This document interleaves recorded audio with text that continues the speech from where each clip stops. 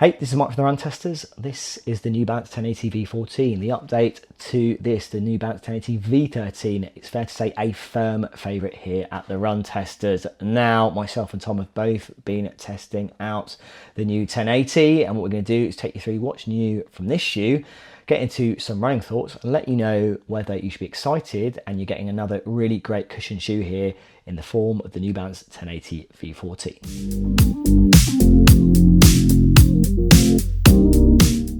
So here's what you need to know about the New Balance 1080 V14. Price-wise, it's the same £165 in the UK and $165 in the US.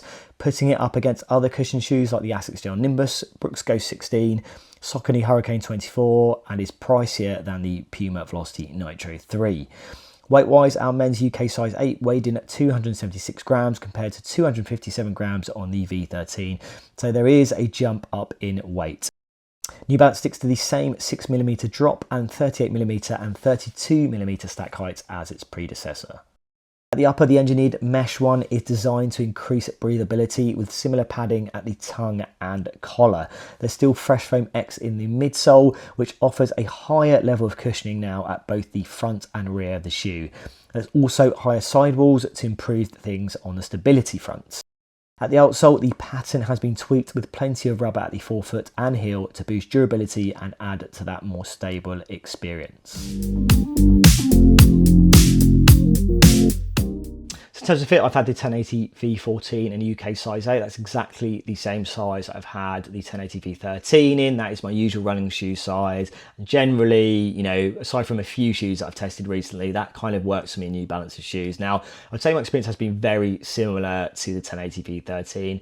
Now, New Balance says there's some changes that have been made here, I think mainly on the kind of breathability side of things. If you found that the 1080 V13 was a little on the thick side, or didn't really offer that kind of ventilated feel, which is something I didn't really notice and didn't have an issue with. Ultimately, that's what it's tried to address here. But in terms of the fit, in terms of the structure of the upper, in terms of the level of padding, I think it's generally the same. I didn't find it too short. I think, as I said, I've had a mixed experience with New Balance shoes recently, but this has felt very much true to size for me and very much a similar experience to my time in the 1080 V13. In terms of the lockdown, all very similar. There are some slight changes, and you kind of see the level of padding here at the back of the shoe, and kind of they've kind of scaled it back a little bit ultimately, but I think it doesn't change the experience. It's still a very well padded, snug fitting upper, one that I haven't had any issues whatsoever. And I think based on my experience, I would be going true to size. As I said, it's the same size I've had the 1080 V13. I've had no issues in terms of that fit. I ultimately think it's more the same here with the newer version, so I would say go true to size based on my experience. Fit for me in the New Balance Fresh Foam 1080 V14. I'm a size 8 in the UK. This is a size 8. Found it to be very comfortable. I would definitely stay to my size in this shoe. There's plenty of room around the forefoot and enough room before my big toe. It's very similar to the sizing that you get on the 1080 V13, so I didn't have any issues with it. And you get quite a nice lockdown fit in it as well. There's plenty of cushioning around it, but the upper has a nice level of support in it as well. So definitely stay to my size in this shoe. Found it to be very, very comfortable. Now, in terms of my own time with the 1080 V14, what I'll start by saying is that I am a big fan of the 1080 V13. I have spent a lot of time in that shoe. I've used it for a lot of my training. I've generally just thrown it on, loads after testing. It's one of my favourite shoes. I love the fact that it's a light cushion shoe. I love the plush, soft feel that you get in that shoe, but I also think it's a really nice rocker in there. And just enough, that I, to give you that ride that I really ultimately, really enjoy for a mixture of runs. I think it really works well for easy recovery runs, but I can run a little bit, or I can feel comfortable running a little bit more at my moderate pace, slightly up tempo pace, mainly because it's at a very good weight for a cushion shoe, I think. Now, in terms of the 1080 V14, I would say, is it the same shoe? I would say no. I think it's interesting that New Balance has ultimately, what I think they've done is they've dialed back a little bit on that plushness ultimately. Now, it is the same drop, it is the same stack heights, but that midsole foam doesn't feel the same, and New Balance has made changes there. The way I look at it, it's not as soft. You don't sink into it in the same way that you do on the 1080 V13. I would say the foam now has more of a kind of resilient, kind of protective quality to it. And what I've found that it's done is it's not eaten away at the qualities I think make the 1080v13 a very good shoe for recovery runs and some maybe slightly more up tempo running. It's ultimately, I think, going to, what I found is more protective over longer runs. I think ultimately still has that, moderate bounce, still has that nice rocker in it as well too. But it's going to, I think, appease people who didn't absolutely love the 1080p13 and were looking for something closer to the previous shoes. I think this is a bit of a compromise in there. Now, whether it is a better shoe, I know it's really kind of what you really want from a cushion shoe. I think it is still very comfortable. I think it's very, the ride is very smooth. It's, it's definitely stable. If you found the 1080p13 a little on the unstable side, a lot of the things that, New Balance has done here is going to make it more stable shoe, although that wasn't really something I found in my time with it. But I think ultimately it's, I found it's worked the same paces, it's still really comfortable. I think ultimately I would, while I felt, fine running longer in the 1080v13, I think more people are going to get on board and appreciate that slightly, as I said, more resilient, more slightly firm, not overly firm and uncomfortable, but just a slightly firmer edge, that Fresh Foam X foam, which I think, as I said, will probably please fans of the older shoes. I think, as well as the midsole changes, obviously the outsole is, I think there is, some subtle, but, definitely changes that alter the experience a little bit. I think it adds to the stable feel of the shoe. I think, it probably is going to offer a little bit more durability than the previous shoe as well too. So I think, there's a bit of a balancing act that New Balance has tried to do here. And as a consequence, it's become a heavier shoe. It's lost that kind of light form factor. I know it's only, maybe 20 grams, but ultimately in the grand, running shoe terms, that feels like quite a lot. And, while it's not a heavy shoe, you do notice that it is a heavier shoe than the 1080p13. So yeah, ultimately I do think that it is a version of the 1080, which I think, will make it the same in terms of my experience, in terms of the types of runs it's designed for. It's still a really comfortable shoe, very protective shoe, has a nice ride to it, a controlled, stable ride. But it's just ultimately, if you like the softer feel of the 1080v13, which I know not everyone did, then I think you're probably going to appreciate the changes and, New Balance effectively dialing back that kind of softer feel in the foam and, keeping all the good stuff from the 1080v13 outside of that.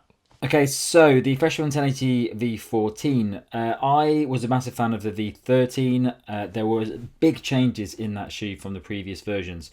The V11 and 12, I wasn't really a big fan of those shoes. They were just pretty general daily running shoes. The midsole was pretty uneventful. It didn't really offer anything that exciting. It wasn't particularly bouncy. It wasn't soft. It didn't have loads of energy return in it.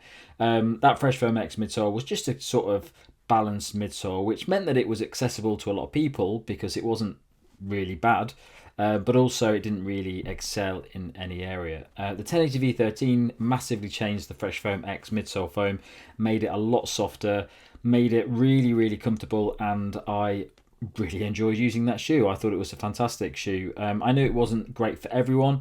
Some people who like the Fresh Foam 1080 V11 and 12, it was a bit of a change, and it meant that people just got a much softer shoe, which not everybody likes. One thing I would say about the 1080 V13 is that it's not a very versatile shoe. It's a really, really nice, comfortable shoe for the easier daily runs that you're doing.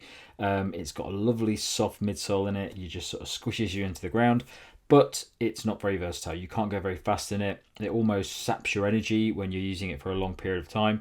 My favourite use for that shoe was 10k, up to 12k maybe, easy runs where I'm just going out at a nice comfortable pace, which for me would be about 5 minute 15 kilometers, and it was really only good for that. I'd never use it for any sort of training. I'd never use it for track. I'd never use it if I was going long distance marathon training. It was just a very comfortable, easy day and recovery shoe.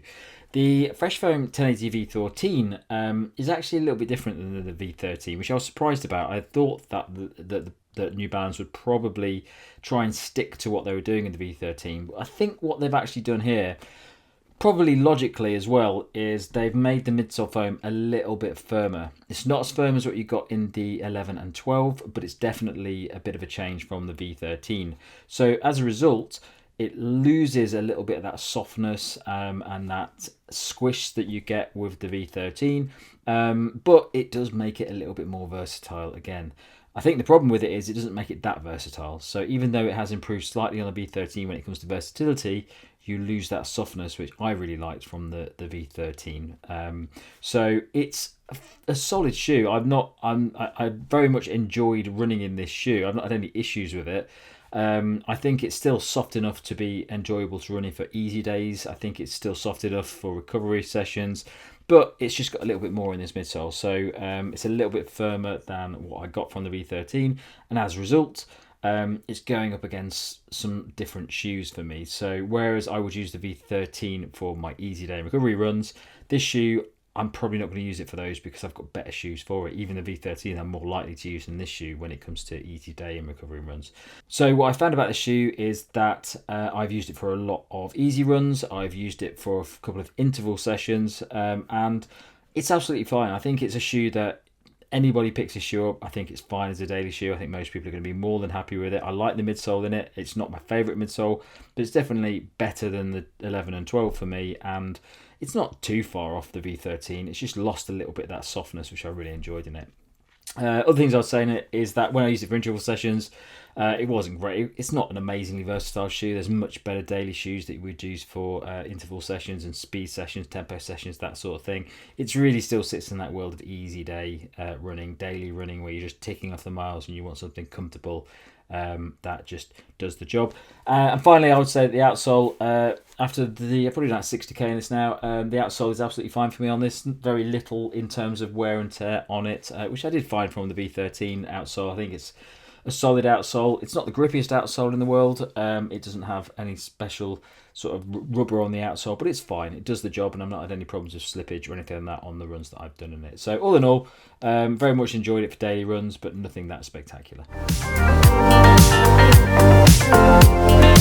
So my verdict on the Fresh Foam 1080 V14, I think it's a solid daily shoe. I think it's a shoe that a lot of people will find to be more than good enough for what they need. If you're a general runner and you're looking for a really good, comfortable daily shoe, you're not particularly focused on getting a versatile shoe. You don't want something like the Saucony Endorphin Speed where you can pick up the pace in it and do faster sessions in it. You just want something that ticks the boxes from easy day runs to most of your sort of general daily runs and things like that. Does that very well, very comfortable. I like the midsole in it. I like the ride in it. It just feels fine. No major issues from it at all. If you are a fan of the V13, you're going to lose a little bit of the softness that you get in the from the V13 to the V14. So for me, it's a little bit of a disappointment because I really like the V13, but it's not a massive change. For me, I would still go for the V13 over the V14. But for some people, they might like that bit of extra firmness to the midsole. It's not by no means a really firm midsole, but it's definitely more so than the V13. Other things I'll say about it is that the tricky thing comes down to with these daily shoes now is that there's lots of different versions out there and lots of different options that you can get, where there are shoes that are more versatile, there are shoes that are better for easy days, there are shoes that are much better for longer runs, things like that. I think the problem with the 1080 V14 is that it doesn't really do any of those particularly well. If I was going to go for an easy day shoe, I might go for something like the Cloud Surfer, or a really heavily cushioned shoe like the New Balance More range. I haven't tried the More V5 yet. If I was going for a versatile shoe, I'd go for something like the Saucony Endorphin Speed 4, where I can use that for easy runs as well as faster sessions and even racing.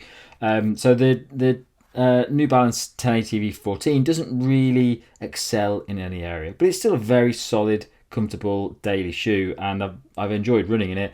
I just think it's a tricky market these days for daily shoes. So and they're getting more and more expensive. So if you're looking for a general daily shoe, it's very comfortable, and I think a lot of people would like the look of this shoe. It's a fine option, but if you want your shoes to do something very specific, you're probably not going to get it from the 1080 V14. So my vote is the New Balance 1080 V14 is that it is definitely a different shoe to the New Balance 1080 V13. I think it's probably going to please fans of the shoes that liked the previous 1080 shoes, felt a little bit more, not as plush ultimately, I think, but still retaining the qualities that I think made the 1080 V13 a really good shoe. I think you're getting that kind of nice bounce there, nice moderate bounce, a nice rocker there as well too, and obviously something that's supremely comfortable as well. I think it's probably better suited now to run a little bit longer in as well too, though, you know, I didn't really find that a problem for me, and I really enjoyed the softer kind of midsole on the 1080 V13. But ultimately, as I said, I do think this is probably going to please fans of the previous shoes who maybe didn't absolutely fall in love with the 1080 V13. Now, me personally, if I had to pick of whether I would go for this or the older shoe, the 1080 V13, I still think I would go for that shoe. I like the fact that that is a lighter shoe. I do like the softer feeling underfoot, and I do find that it can work for the same types of runs. I still think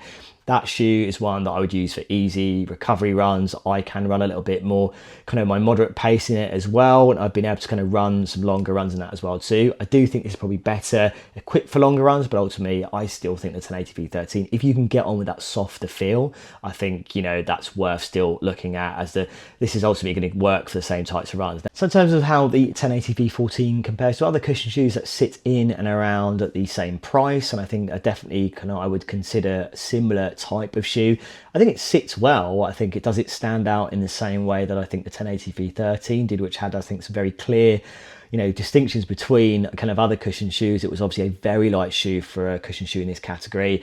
I think also, you know, it was definitely, you know, that midsole was very different to the feeling of, you know, running in other cushion shoes as well too.